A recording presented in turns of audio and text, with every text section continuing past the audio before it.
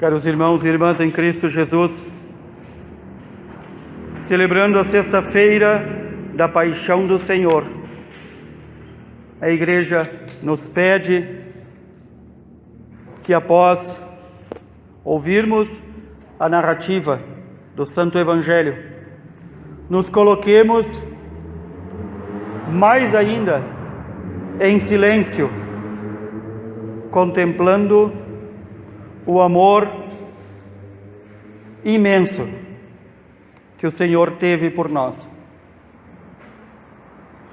Ainda ontem, quando o Senhor foi entregue, ainda ontem contemplávamos como o Senhor, sabendo que iria partir para o Pai, quis deixar o memorial do seu amor para conosco, a Santa Missa. Para mostrar mais amor ainda, fez de seus discípulos sacerdotes para perpetuar este sacrifício da sua entrega. E ouvimos ainda ontem São Paulo nos dizer que cada vez que participamos, entramos em comunhão com o Senhor por meio de seu corpo e seu sangue, nós estamos dizendo: renovamos o sacrifício de Cristo. Renovamos este sacrifício de amor. Renovamos o nosso amor pelo Senhor. Renovamos a salvação que o Senhor quis trazer a todos os homens para poder salvar a alguns. Quis se dar por todos para poder salvar a alguns. Este é um mistério que muitas vezes nós não contemplamos, mas está bem claro e explícito em cada Santa Missa. Este é o cálice do meu sangue, sangue da nova aliança que é derramado por vós e por muitos para a remissão dos pecados. Por muitos são aqueles que aceitam o sacrifício redentor do Senhor. Por muitos são aqueles, repito, que aceitam o sacrifício redentor do Senhor, não com uma frase oca e boba, como quem diz nas seitas: eu aceito Jesus como meu Salvador e Redentor, mas não muda nada a sua vida e não faz nada da vontade do Senhor. Assim, com esta frase tola e boba, oca e vazia, Judas também disse que aceitava o Senhor. Assim também Pedro disse e traiu o Senhor também. Assim os outros discípulos também, e abandonaram o Senhor. Recordemos Pedro dizendo: Senhor, eu não permitirei que te levem preso, eu não permitirei que te matem. E é o primeiro a negar o Senhor, o primeiro sendo o chefe dos apóstolos.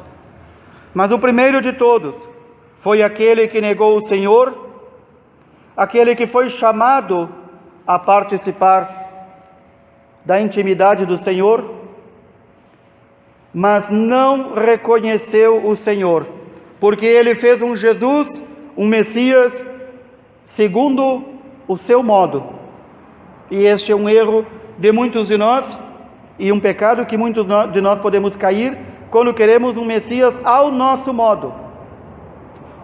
E então, quando a Igreja, esposa do Senhor, que tem que nos transmitir aquilo que o Senhor ensinou, ensina a uns, como Judas, que se dizem cristãos e dizem: assim eu não quero, assim eu estou fora.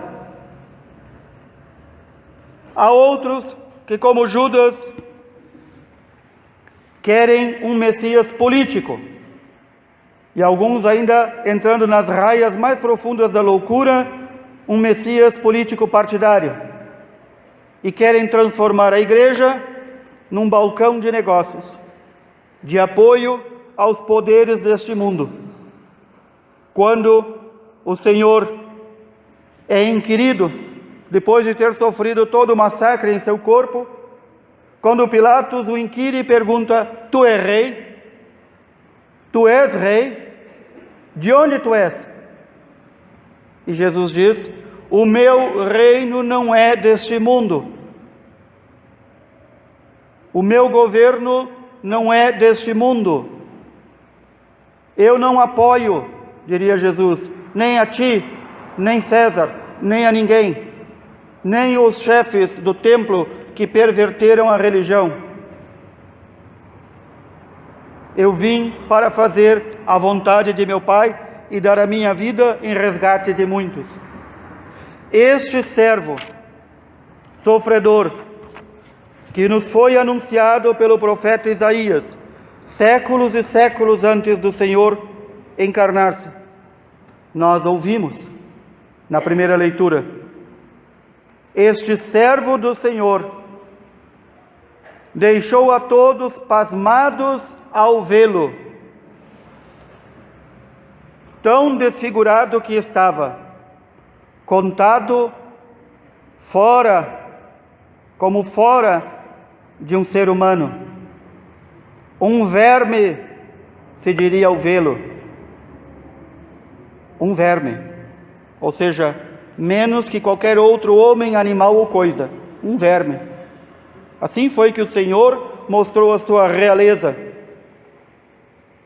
Ele não mostrou a sua realeza com coroa, capa e cetro, mas mostrou a sua realeza totalmente desfigurado, com o trapo vermelho que fizeram de manto para ele, com a cana que fizeram de cetro e com a coroa de espinhos.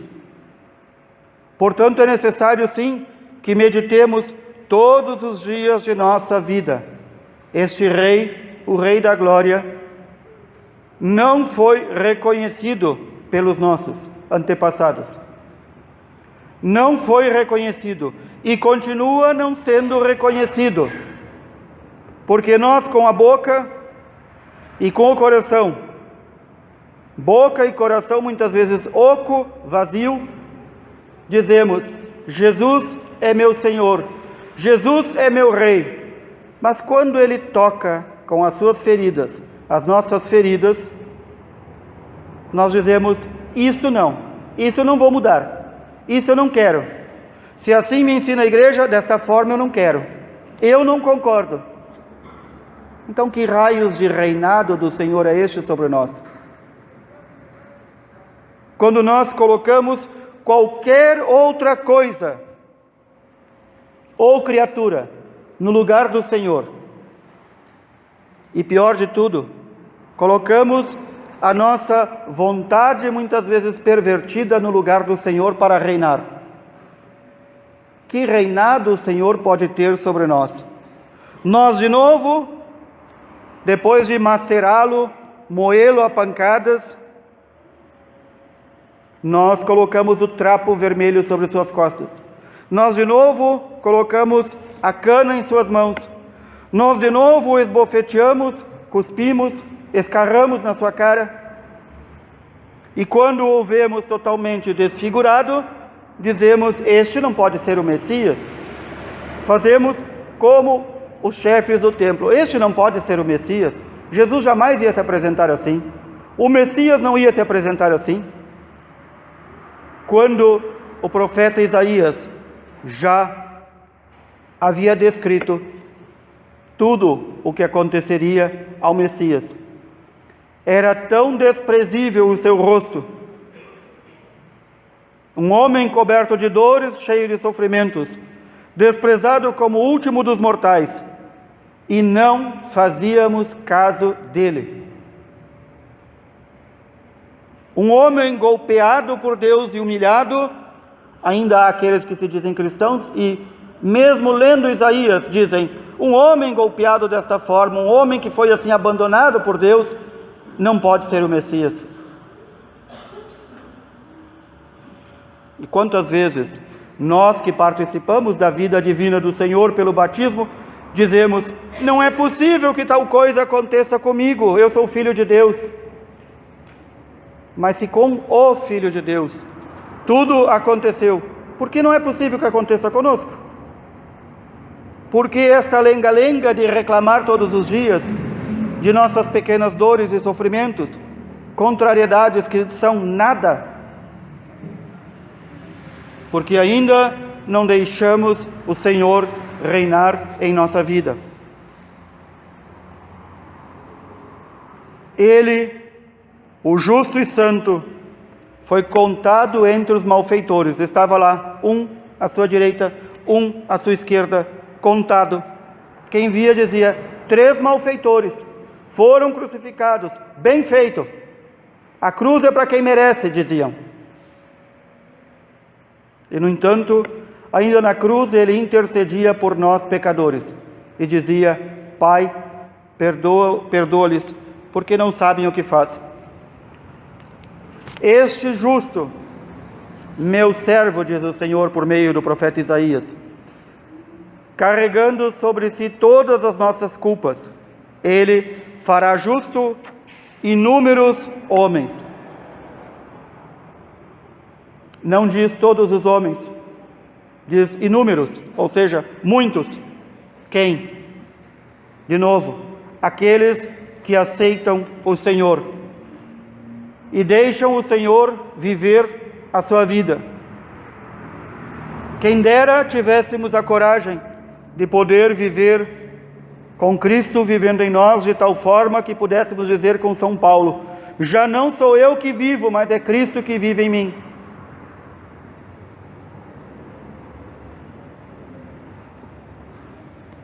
A carta aos Hebreus, que ouvimos, nos diz também bem claro: apesar de nossos pecados, apesar de que o justo foi condenado por nós, apesar de tudo isso, tenhamos confiança na misericórdia de Deus. Tenhamos confiança, e nada melhor que nos aproximarmos todos os dias do trono da graça, no qual está assentado o nosso sumo sacerdote, sacerdote eminente, o único que entrou no céu, Jesus, o Filho de Deus.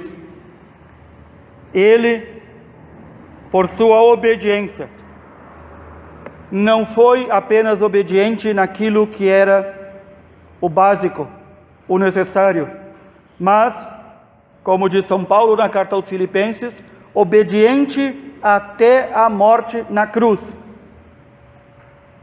E é por isso que foi exaltado, e é por isso que reina, e é por isso que é o Senhor. Onde estavam aqueles que traíram o Senhor? Onde estão aqueles milhares de batizados?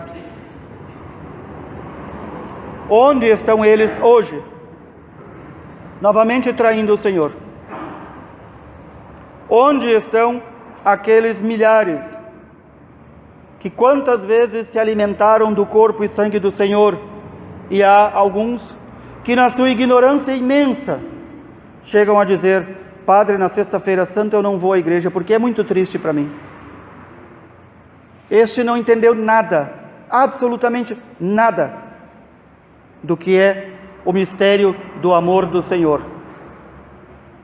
Ainda ontem, São Paulo nos dizia: cada vez que nós repetimos, e São Paulo diz, eu ouvi isso do próprio Senhor, cada vez que nós repetimos aquilo que Ele nos mandou fazer, tomar o pão, tomar o vinho, transformar em seu corpo e seu sangue, cada vez nós estamos anunciando: o Senhor morreu de amor por nós. Nós anunciamos: Senhor, a vossa morte. É isso que dizemos em cada Santa Missa. Como um cristão pode dizer-se cristão e não quer contemplar o mistério da morte, ou o mistério da cruz?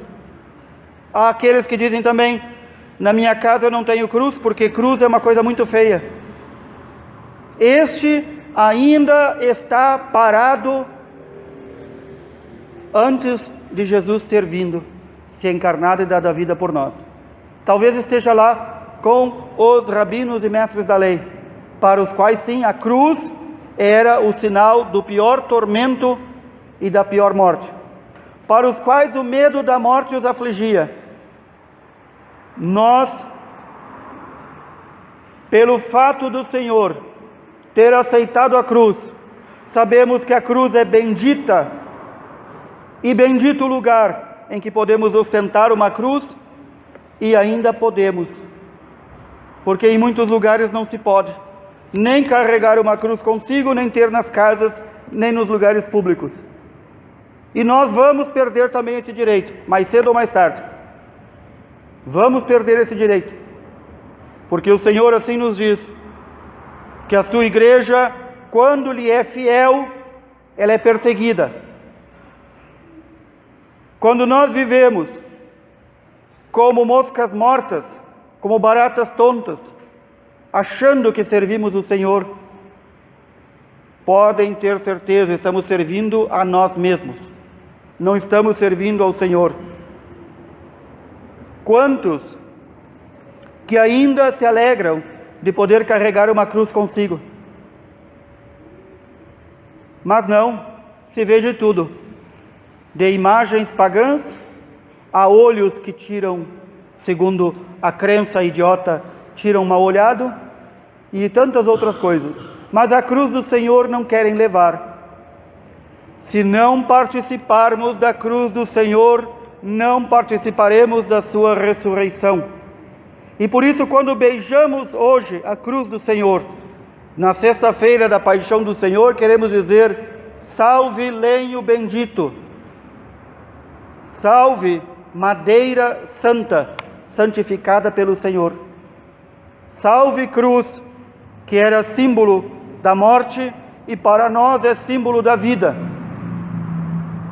E a morte, que a todos colhia e levava para longe de Deus, o Senhor, por sua morte, abriu-nos as portas do céu. E então podemos cantar com São Paulo: ó morte, onde está a tua vitória? A morte já não tem poder sobre nós, sobre aqueles que procuram viver fiéis ao Senhor. 12 discípulos, por volta de 52 outros discípulos que Jesus enviava também às multidões. Quantos homens e quantas mulheres seguiam Jesus? Quantos foram alimentados por Ele? 5.000? 3.000? 10.000? Quantos foram curados por Ele? Na cruz, quem estava? A mãe, que Ele nos deu por mãe, o discípulo que Ele mais amava, este que hoje nos narrou o Santo Evangelho, João, a irmã da Virgem Maria, Maria de Cleofas, ninguém mais. Todos o abandonaram. Novamente vamos chegando a estes tempos em que todos abandonam o Senhor, todos recebem o batismo, todos recebem os sacramentos. Para quê? Para pisoteá-los, para fazer pouco caso, para fazer disso um evento social. Esta é a época em que vivemos. Esta é a época em que vivemos. E ela não é muito distante de 40, 50, 60 anos atrás, quando em uma sexta-feira santa estaria borbulhando de fiéis nas igrejas. Nós estamos entrando novamente como igreja nos tempos daquela quinta e sexta-feira santa, onde todos abandonam o Senhor. Abandonam o Senhor por seus projetos, por suas folgas, por suas férias, por seus caprichos, em suma, por sua falta de amor, porque não sabem quem é o Senhor, porque não o amam. O Santo Padre Papa João Paulo II diz uma frase durante seu longo pontificado. Chegará um tempo em que voltaremos a ser apenas 12 em toda a igreja. Estes são os tempos em que a igreja vive. A igreja vive já neste tempo que entra com o seu Senhor no cárcere, que ela é perseguida, que ela é humilhada, que ela é traída até mesmo por aqueles que deviam resplandecer em santidade, os sacerdotes. Até mesmo por estes. Saudoso Papa Bento XVI, em uma das vias sacras no Coliseu, contemplando este mistério de traição de tantos sacerdotes e tanto povo que foi chamado pelo batismo a ser povo de Deus, de traição e abandono do Senhor, Papa Bento dizia: quanta imundície, quanta nojeira, quanta sujeira dentro da tua igreja, Senhor. Purifica. E o Senhor vai começar a purificá-la. Então logo a igreja não fique à porta da cadeia, do cárcere no qual está Jesus. Então logo a igreja seja fiel e entre junto com seu esposo. Porque na perseguição ela é solidária. Devemos ser solidários também ao Senhor lá no cárcere, lá onde ele foi abandonado por todos, lá onde ele foi chicoteado, desprezado, destruído no seu corpo, abatido no seu ânimo. Quando nós como igreja entrarmos neste cárcere junto com o Senhor para sofrer tudo o que ele sofreu, então vai começar a purificação. Depois a igreja será exaltada na cruz, e depois da cruz resta a ressurreição. E então a igreja, a esposa do Senhor, que somos nós, poderá dizer: alegro-me por tudo que passei pelo meu Senhor, porque Ele me salvou da morte, Ele destruiu a morte e me deu a vida no lenho da cruz. Que o Senhor nos fortaleça, que o Senhor nos dê a coragem de sermos fiéis ao Senhor até o último dia de nossas vidas. Louvado seja nosso Senhor Jesus Cristo.